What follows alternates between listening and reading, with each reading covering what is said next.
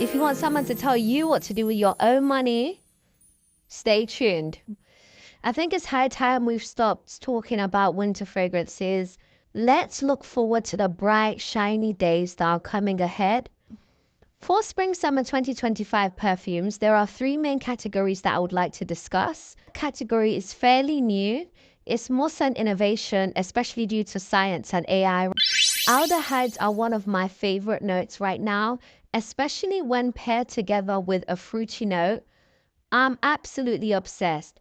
So if you don't know what aldehydes are a chemical component that are used in perfumes. The kind of note that they give off when smell in a perfume is a kind of soapy, kind of clean vibe. So I'll give you a few examples that you may have smelled. Chanel No. 5, Lazy Sunday Morning, 724 by MFK.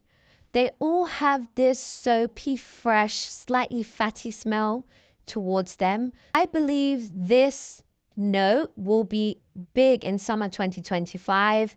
It just gives that clean girl vibe that a lot of people are looking for. 2025, we're out with the citrus. Citrus is done, the done now. Let's move on to aldehydes. It's also fresh. It gives that same freshness that people are looking for with citrus, and it just projects way more. So some of my favorite aldehydes right now are Blanche by Byredo, Acne Studios Frederic Malle collab, New Look by Dior, Francis Kurkdjian's one of his latest perfumes for Dior, Velea, as you guys know.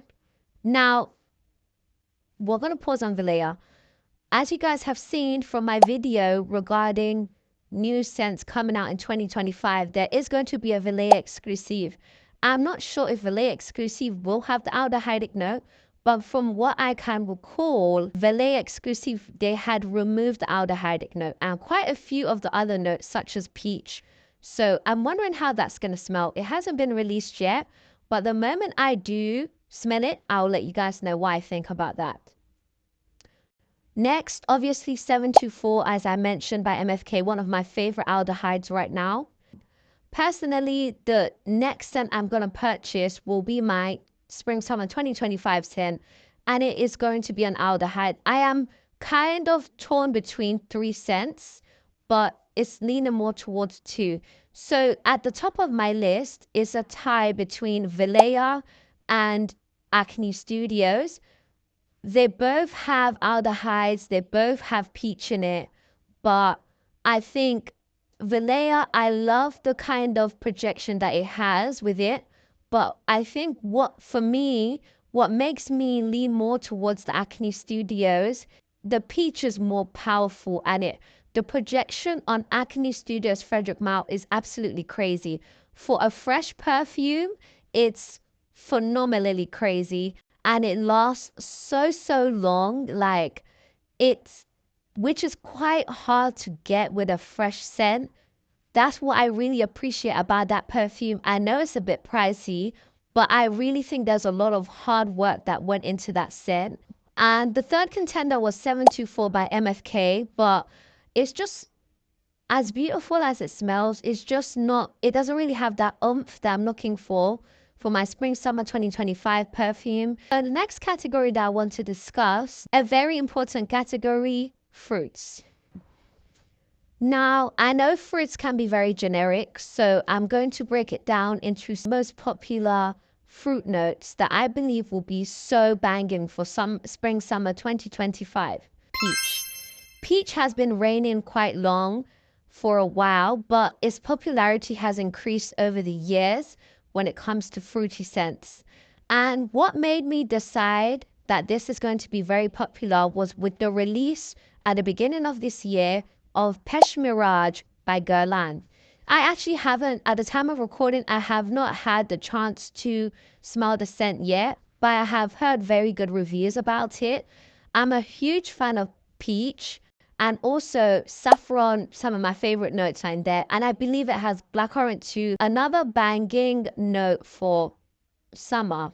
I think in terms of peach, you're going to hit that kind of generic fruity vibe that a lot of people look for for their spring summer scents, especially for the younger crowd.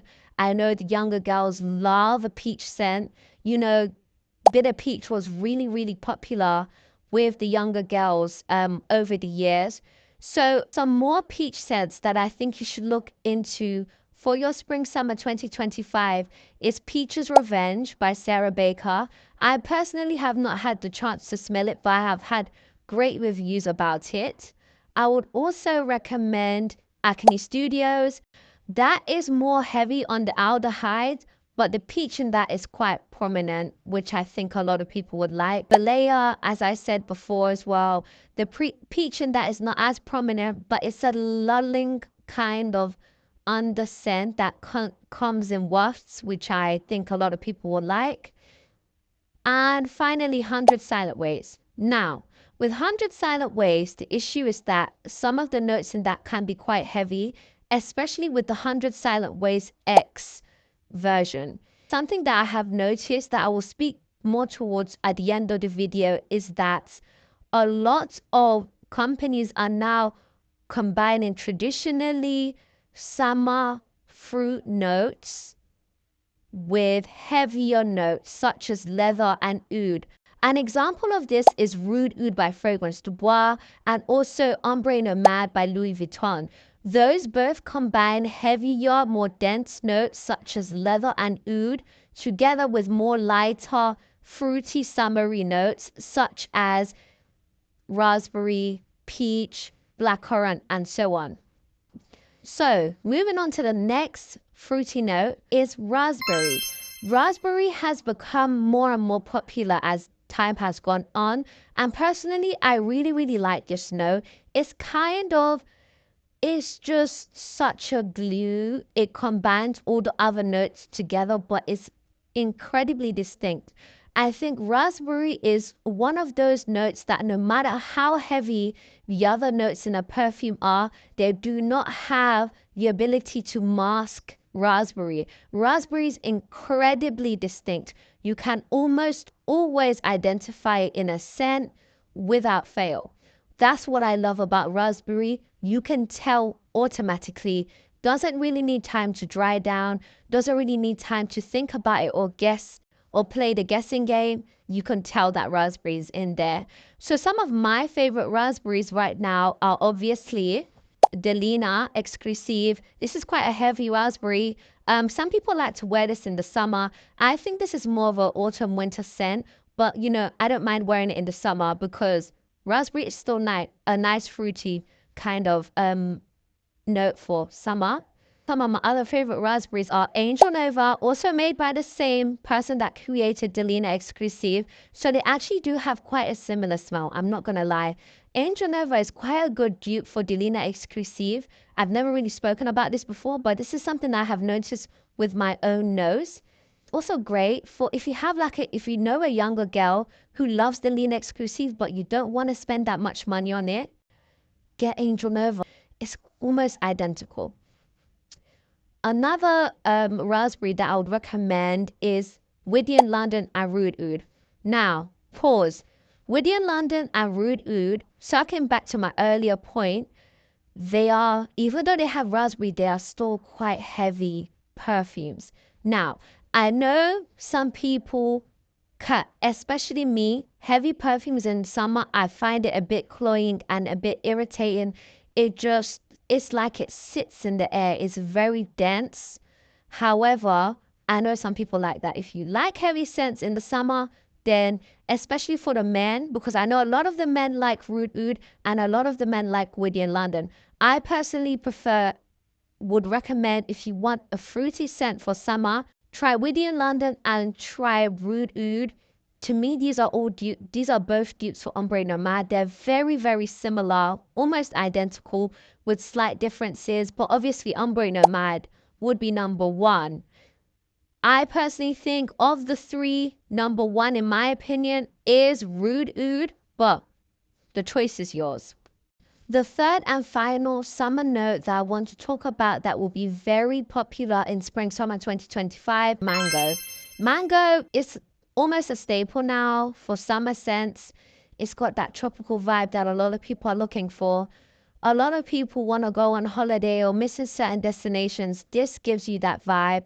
Some of my favorite mangoes right now are Moonlight in Heaven. That's actually my #1 mango. Then you've also got God of Fire. I'm not really a huge fan of it in terms of in comparison to Moonlight in Heaven. You've got Mango Skin, Mango Oud. The problem with Mango Oud is that I have not actually smelled it. And based off of the notes and also the name, I think it might be a heavy mango, which I'm not sure would work well for the summer. But that's up to you to decide once you smelt it. Mango Kiss, really lovely. I absolutely love that one. Mwah. It's from Stefan Humbert Lucas. In my opinion, it's a better mango than God of Fire, but it's up to you. And Yara Choose. Yara Choose is for my girlies who are on a budget. Just to show you how mango prepared I am for this summer. I have this mango dry body scented oil from Care Beauty. Absolutely phenomenal. This smells basically identical to Moonlight in Heaven for me. This paired with mango scent is going to be a mango match made in heaven. As I shared in my USA body care haul, make sure to check that out. That's really a good thing to do in the summer. Match one of your favorite perfume notes with a matching body oil or body butter to really make that everlasting scent bubble. The final category that I'm going to move on to for spring summer 2025 scents is white florals. So white florals, very mass appealing for the summer. Your average summer scent that is mass appealing, that majority of people like, are going to be white florals. That's just how it is. It never really fails. I actually used to be a huge hater of orange blossom, but now I've moved on with the times. I've realized what I've been missing out on. I think I smelt some horrible, really badly blended orange blossoms. My favorite white floral of all time, though, has to be tuberose. Jasmine, I'm kind of 50-50 about, but I've noticed over time that a lot of the white floral scents that I like do have jasmine in it. I think jasmine paired with other white florals or other ingredients is quite nice to me, but jasmine heavy scents such as Jasmine Rouge by Tom Ford, I'm just like, nah, My favorite white florals right now are Tuberose Astral. Now, Tuberose Astral is my #1 white floral. I just think it smells absolutely phenomenal.